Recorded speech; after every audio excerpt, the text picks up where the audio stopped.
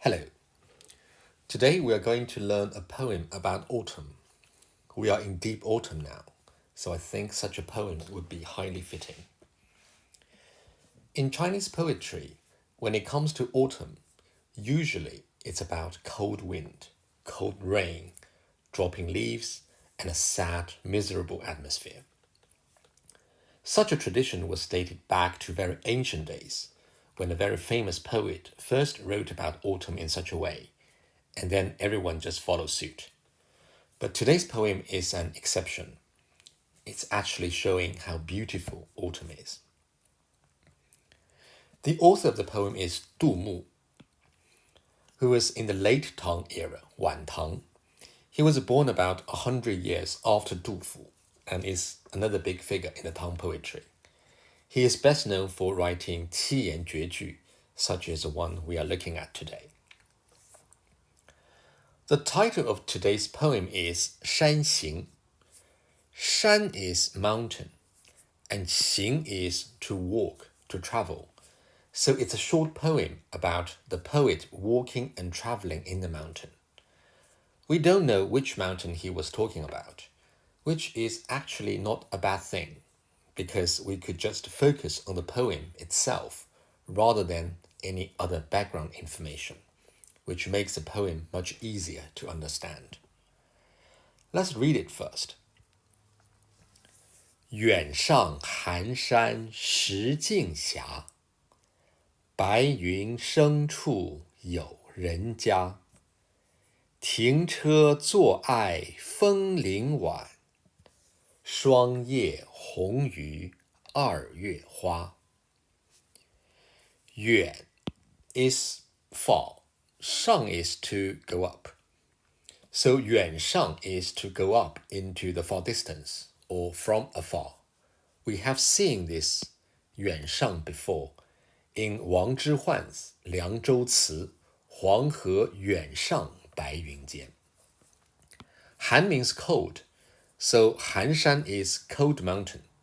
Shi is stone, Jing is pass, and Xia means awry, not straight.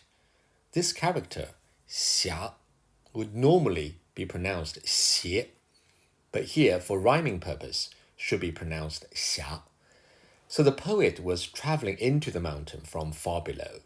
It was a cold day, and he was following a perhaps curved, winding, stony path leading up. And what did he see on his way? 白云 is white cloud. And more, he could make out what was beyond the white cloud. Sheng is to grow, to rise. 处 is place.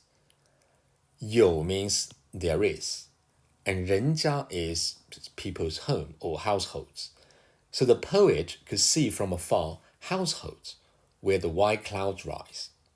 It's a very leisurely, pleasant autumn sight, which then appealed to the poet and the readers to try to go further to see more of it. There is a saying in the context of ancient Chinese poetry that it's usually impossible to fully understand the meaning of a poem with 100% accuracy. This is because the language of poetry is so concise and often vague. What's written down could be interpreted differently, and without solid evidence of any clarification, it's indeed not possible to decide which interpretation is what the author originally intended. This would cause some confusion and frustration, but on the other hand, the possibility of multiple interpretations gives more layers of potential meaning for a poem, which could be more fun to the readers. And, who knows, maybe it was the poet's intention to purposely write in this way in the first place, to create a blurry feel and make the poem more intriguing. Anyway, the reason I am talking about this point is because there is indeed a second interpretation of this line, 白云深处有人家. Someone thinks this 白云 is not the white cloud in the sky, but rather the smoke rising from cooking, which resembled white cloud. And indeed, where there is smoke from cooking, there is household, which makes 有人家 make more sense. If this 白云 here means the real white cloud, then this 生 to grow, to produce, looks a bit odd. And if it's so far away, how could the poet see the household?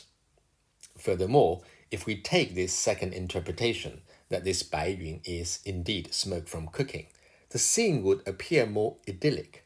Nature and humans are more harmoniously combined. Well, part of the beauty of the poetry is that you can choose to decide which is a better interpretation, or you could even conjure up your very own. As long as it makes sense, as long as it's logical, it's okay. For me, both interpretations are equally pretty, and maybe the poet meant both. Let's read on. 停 is to stop. 车 is carriage, or whatever means of transportation that the poet was using at that time. 坐 usually means to sit down, but here means something different. It means because. 爱 is to love, to be really fond of. 枫 is maple, a maple tree, and 林 is woods. So 枫林 is a woods of maple trees. 晚 is evening. So it's obvious that the poet was still traveling on, and it was now evening, getting dark, and the poet came to a woods of maple trees. He loved it so much and sat down. These short 7 characters contain so much information, all fluid and cheerful. But all this is only preparation for the last line, the indisputable highlight of the whole poem. 霜叶红于二月花. The maple leaves turn red in the autumn, and these woods of maple trees are so brightly, so intensely red, so beautiful, that anybody would want to use some extraordinary language, some extraordinary comparison to describe it. And the difference between the genius and the non-genius is how elegant and effective words one can produce. Here, Du Mu compared the maple leaves with the flowers in the spring. 2月 is February, but we must bear in mind that this is the traditional lunar calendar, not the Gregorian, so it would roughly be late March and early April. This is a time when flowers blossomed after the winter and were the brightest, the most beautiful, or at least perceived to be like this. 霜 is frost, 叶 is leaves. Because it's cold autumn, the maple leaves are covered in frost. The icy moisture, the poet implied, made the redness stand out more, so that it was even more red than the flowers in February. 鱼 means more than when compared, so 红鱼 means more red than. This is a fabulous line. On the surface, the poet was only describing the intensity of the red color of the maple and compared it with the spring flowers. But there is much more lying between the words. There are 2 more implicit nuances which add weight to the mood of the poem. For one, February, or spring flowers, 二月花, are associated with spring, a season full of hope and joy. By comparing with spring flowers, the poet was suggesting that these maple leaves were so vibrant, so vivid. They also showed optimism and extraordinary vitality, reflecting the poet's own optimism. Secondly, Du Mu used 霜叶, frost-covered leaves. Does frost-covered leaf appears more red? I'm actually not too sure about that. Not necessarily. But we know that the color of red is a symbol of fire, for courage, for life. And if contrasted against the bitterly cold frost, perhaps this fire quality could be more highlighted. Maybe that's why Du Mu said so. So through all these implicit and subtle ideas, hidden in a beautiful description of a scene, the poet captured perfectly both the nature and his inner world, building upon all the preparation work of the first three lines, which are also beautiful by the way, peaking in an extremely memorable and exciting sight, as well as a highly spirited mood. And this has made 霜叶红于二月花 such a beloved line ever since it was written. Sometimes language, and in particular language in poetry, is magical.